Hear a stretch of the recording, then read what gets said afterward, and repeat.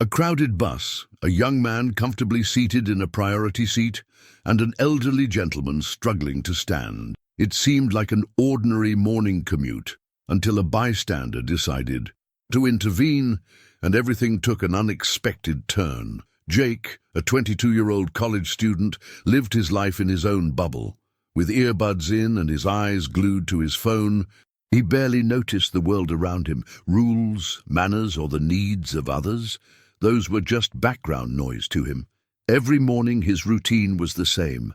Leave his dorm late, rush to the bus stop and grab the first available seat, preferably one of the priority seats near the front. Those were reserved for the elderly or disabled, but Jake didn't care. First come, first served, he'd tell himself, sinking into the seat without a second thought. That morning was no different.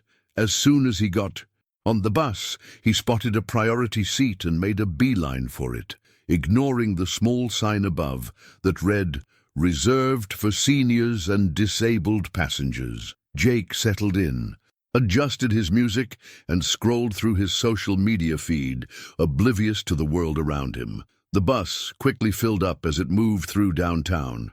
People packed the aisles, clutching onto poles and handles to steady themselves. Jake, comfortably seated in the priority section, didn't spare a glance at the growing crowd. He scrolled mindlessly through his phone, bobbing his head to the beat of his music. At the next stop, an elderly man boarded the bus. He looked to be in his late 70s, with a frail frame and a slight hunch. Dressed in a modest sweater and slacks, he gripped a cane tightly in one hand and a grocery bag in the other. His tired eyes scanned the bus, searching for an empty seat, but every spot was taken. When his gaze landed on Jake, seated in the priority seat, meant for passengers like him, the old man hesitated. Surely the young man would notice him and offer the seat, but Jake didn't even lift his head.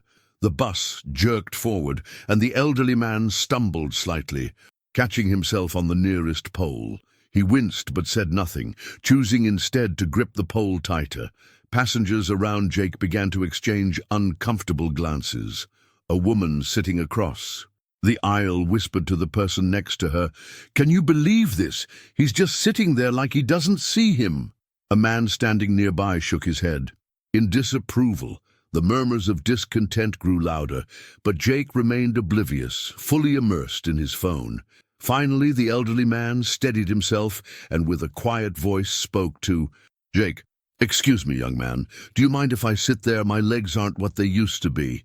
Jake briefly looked up, pulled out one earbud, and replied flatly, "Yeah, I do mind. I got here first."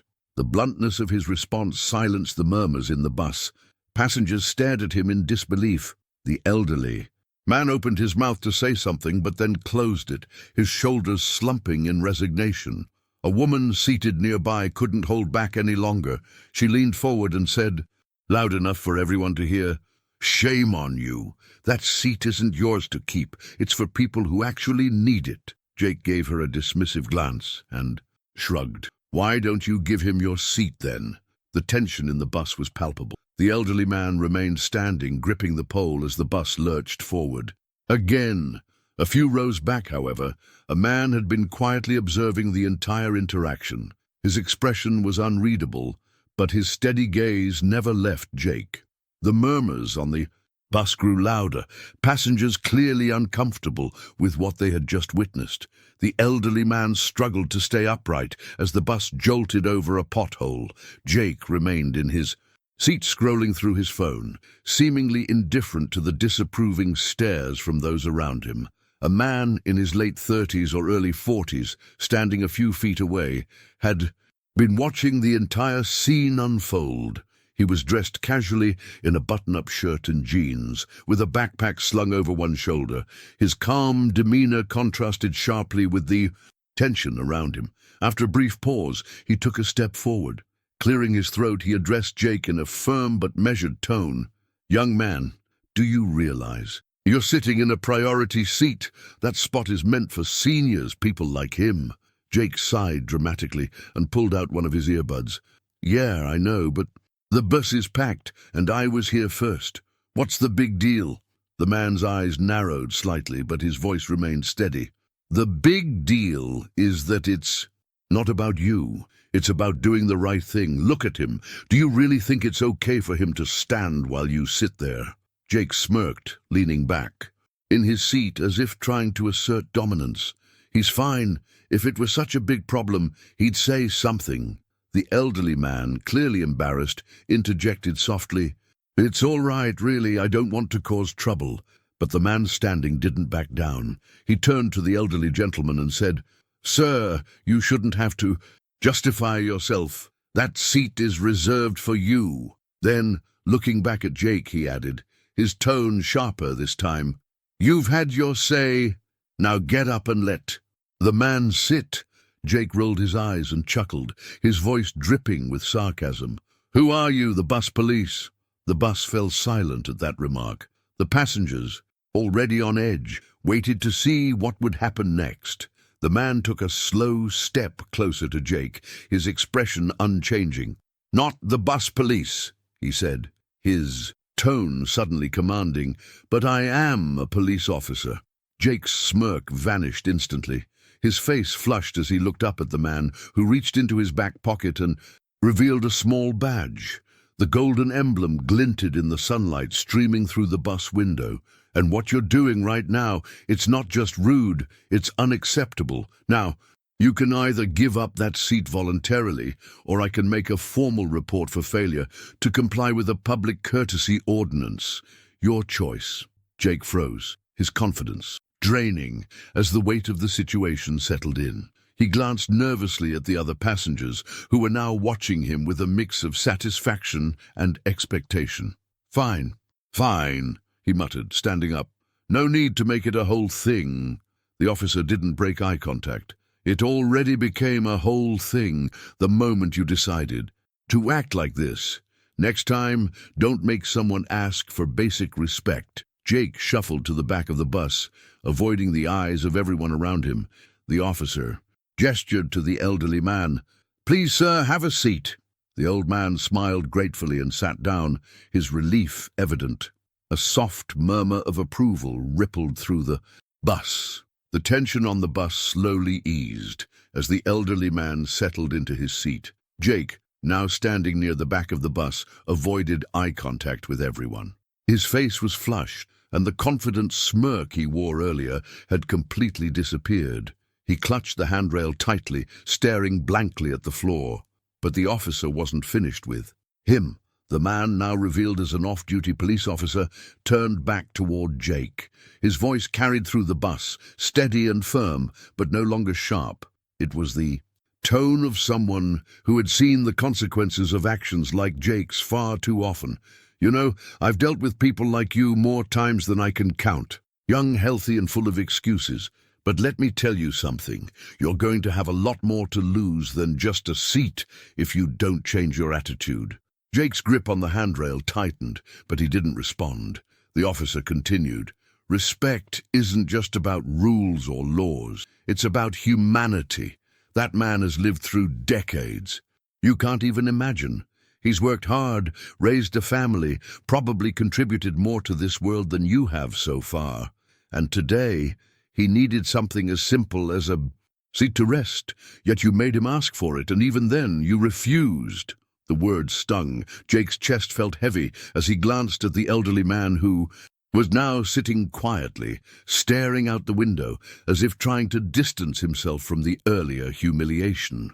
The officer stepped closer, lowering his voice so only Jake could hear. "This might seem small to you, just a seat on a bus, but disrespecting someone like that, it says a lot about who you are and who you're choosing to be." Jake swallowed hard, unsure of what to say. The officer leaned back and spoke loud enough for the rest of the bus to hear. "Respect isn't something you get to pick and choose when it's convenient. It's something you live by every single day." The bus slowed to a stop at the next station. The officer nodded toward the elderly man, who smiled faintly in acknowledgement as he prepared to leave. The officer then glanced back at Jake, who was now staring at his shoes, visibly embarrassed. "I hope you think about this moment the next time you're tempted to put yourself first at someone else's expense." the officer added. Jake nodded, a small, almost imperceptible gesture, but it was enough to show that the message was beginning to sink in. As the elderly man stepped off the bus, a few passengers gave soft murmurs of approval and gratitude toward the officer. Jake, however, remained silent, lost in thought. As the bus continued its route, Jake leaned against a pole near the back, his mind racing. The officer's words replayed in his head like a broken record. Respect isn't something you get to pick and choose. He stole a glance at the priority seat where the elderly man had been sitting. It was empty now, but in Jake's mind, it was filled with the weight of his actions, or lack of them. He had always dismissed moments like these, shrugging them off as insignificant, but today, the public reprimand and the disapproving eyes of the passengers made it impossible to ignore. Jake thought about his morning routine, rushing to the bus, staking out a seat, ignoring the people around him. It wasn't the first time he'd sat in a priority seat, but it was the first time someone had called him out on it. He had always assumed that as long as no one said anything, it didn't matter. Now he realized how wrong he'd been. The officer's voice echoed again. "It's about humanity." Jake's phone buzzed in his pocket, breaking his train of thought. Normally he'd reach for it immediately, but now he hesitated. The distraction felt trivial compared to the knot forming in his chest. For the first time, he was forced to confront the kind of person he had been, self-centered, dismissive, and blind to the needs of others. He glanced out the window as the bus rolled through the city. On the sidewalk, he noticed a mother struggling to push a stroller up a curb, while holding the hand of a crying toddler. A passerby stopped to help her, and Jake couldn't help but feel a pang of guilt. That simple act of kindness stood in stark contrast to his own behavior. A voice interrupted his thoughts. It was the officer who had made his way to the back of the bus.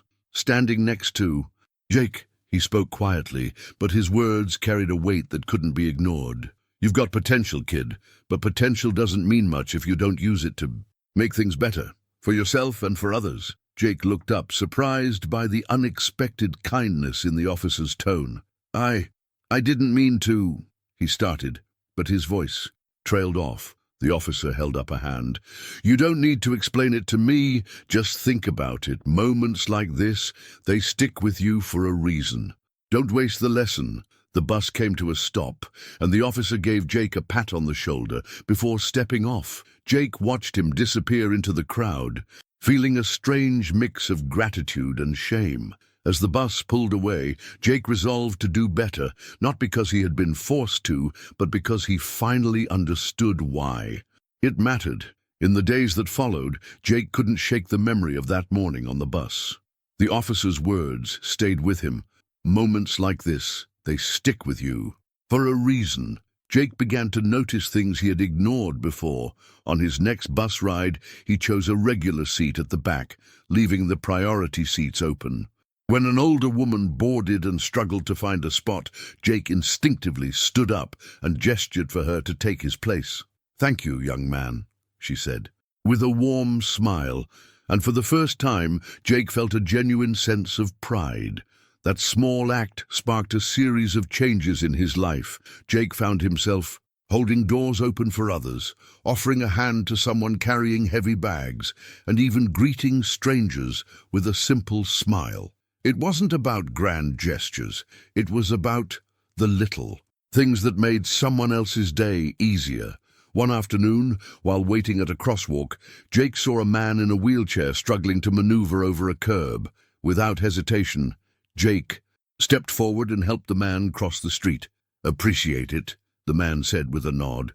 "No problem," Jake replied, realizing that his actions now came naturally, without a second thought. On another bus ride, Jake saw a teenager seated in a priority seat with his headphones on, much like he had been that fateful morning.